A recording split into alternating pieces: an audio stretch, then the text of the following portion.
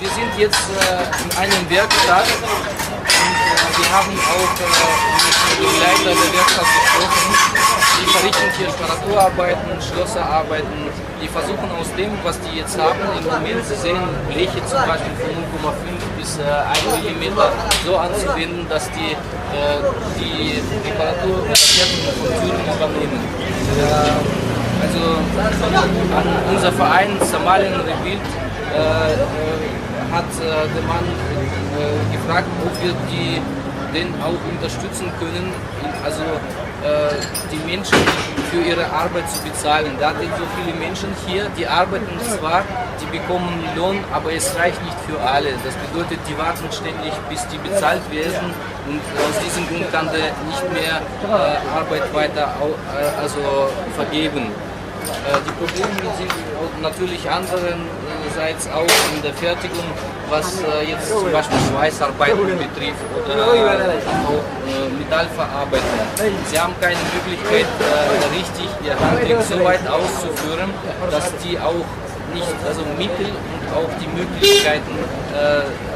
insoweit einbegrenzt haben, nur das Nötigste zu produzieren. Und wie gesagt, seiner Meinung nach wäre auch für ihn möglich, wenn er die Möglichkeit besteht, die Menschen zu bezahlen, haben wir auch die Möglichkeit, mehr Menschen zu beschäftigen, damit sie in ihrer Arbeit auch weiter wachsen, dass sie mehr und größere Aufgaben aufnehmen können und er natürlich als Geschäftsmann diese Menschen belohnen kann, so wie auch das für ihre Familien ausreichen könnte. Ich bedanke mich nochmal für sein Interview und wünsche natürlich viel Kraft und wir versuchen durch Samalien Rebuild besonders solche Firmen, also Kleinbetriebe und so weiter, soweit auch zu unterstützen,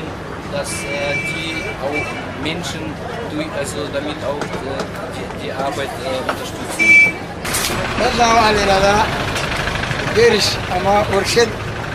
أسد وركشوب أيام قرن وأقول جونا شغال إلا يلبيتهم قبوضة مرجع نلو شيء ونهاد بيونا سنتاي السبعة وعقوضة وأسكجيران بس دراد المرش جار كده وابغول يكون تدور عن شروع عن هذا بالأخ وستح مغول يكون عاتب عشري هذا يو لح بلوضة ودورد وساعة oo 800 Soomaali saas daradeed waxa weeye dadku waxay ku shaqeeyaan waxyaalo fara badan warshada dadka maalgelinta haysta waxa weeye ayaga ismaalgeliyo oo waxaan ka soo qaataa alaabta kabacdina macaash ayagu intay doonaan ayaga dadna waxa weeye waa dad baqaarada u cadeeya saas daradeed alaabta ka soo qaata markaas oo laga yaabaa in wax la saaro بعدنا عارفوا هاي قال مرجع أنا واد بان يعني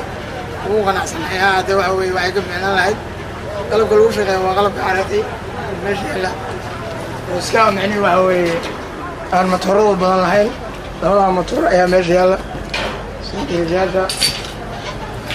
طور الولا والروح هذا مجال الباب إذا غلا باس ما نقول كده وحيلا إنه عشان يسمعنا مرجع ماشى تمام نوع ثواب سنة قالوا وعوي نول باو شقست أيوة غاتا وأنا هو أنا سنة هاي إن هذا زمان هاي بس وعوي هرمر وجاري كرامر كويسو وحلينا مالجين أما نعق وأسوي ليه هاي كبعدنا أنتوا دوروا معنا دوروا مش دوروا كذا كرو كبعدنا أنتوا دوروا أو معنا وعوي بعيد كرا لكن هذا وحوي أنا وسلاس أنا شيء جود أصلا صار كأننا دوارتين وين داس سدردت أيام Also jetzt befinden wir auf einem Ort. In Deutschland würde dies als Arbeitsamt bezeichnet. Also hier kommen Menschen von der ganzen Region und über Region hinaus, von Flüchtlingslager und Menschen, die hier auch versuchen, neue Leben anzufangen. Hier sitzen Menschen den ganzen Tag und warten auf die Möglichkeit, dass man die abholt und die Arbeit auch für die zuweisen wird. Diese Menschen haben keine Ausbildung, die sind arm, die wissen auch nicht, was die mit ihrem Leben weiter anfangen können. Seine Mitteilung an Somalia Rebuild ist, dass wir tatsächlich die Arbeitgeber hier unterstützen, damit die auch Möglichkeit haben, mit nicht so viel Wissen auch ihre Familien zu versorgen. Und auch natürlich, falls die Möglichkeit sich erlaubt,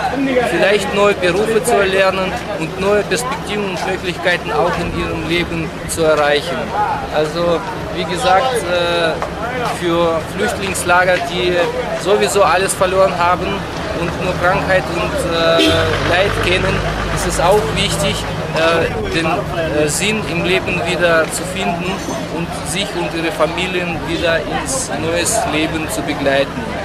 Also wir geben jetzt das Wort weiter an einen, der hier, sagen wir mal, für die anderen spricht, und der wird die Probleme auch schildern. aniga walaalaheen kuley oo meesha anaga waxaan u nimid shaqo waan ka shaqeynaa alxamdulilah waa helnaa waana weynaa inta halkan waxaan u nimid burburka sokeeye ka dhacay dalka soomaaliya khaasatan annaga waxaan ka nimid gobolooyinka 18 gobol baan ka nimid oo leen soomaaliyaana meeshaan nimidna soomaali baa joogta meeshaan ka nimidna soomaali baa joogta kaas asteer ilaa iskabooni dadka degan waa walaalo waa wada dhalanay dad walaalaheen way ayagana intana wax dhib leh ama aan ugu haysto aan hadda sheeganayna ma lahan burburkan iyo waxaan la jiro maana ilaahay aan naga qaado marna waa helnaa marna waa weynaa saas ay tahana waa qanacsannaa wax dhib leh hayo raad aan qabno ma lahan ilaahay dawladda na siiyo caadil ah aan ku weydiinaa shaqadaadu maxay tahay shaqadaydu waxa waaye bitore dhakhtar bitore okay ma ku shaqaysaa mise shaqadaas ma ku heshid oo wax kale ka shaqaysaa shaqada micnaha hadda shaqa ma jirto alleen wadan meel nabad leh oo wadankii shaqa la'aan baa iska jirto waxaas burbuleen ma laha oo dalkii dhan baa dawlad dhexe ma lahan dawlad dhexe markii la helo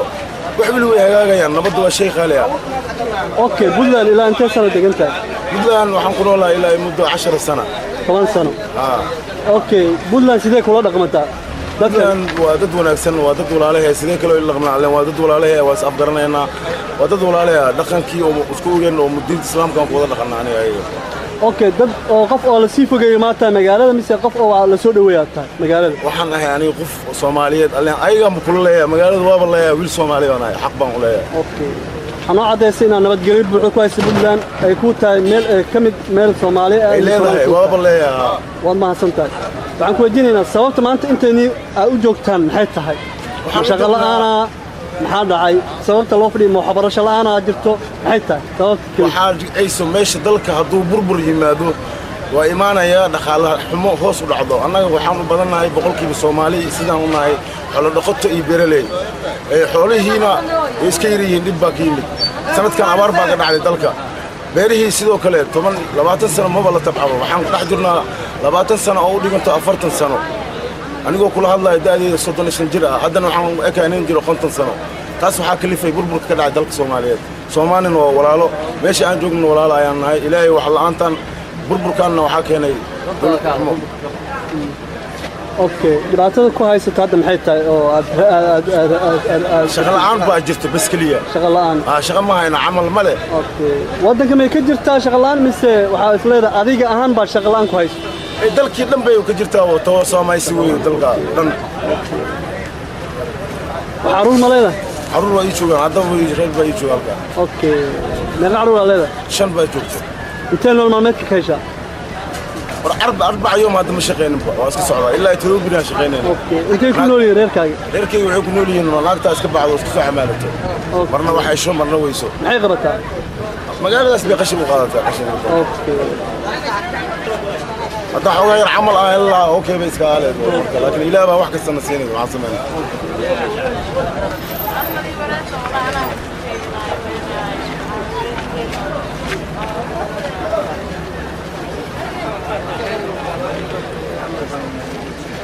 عمل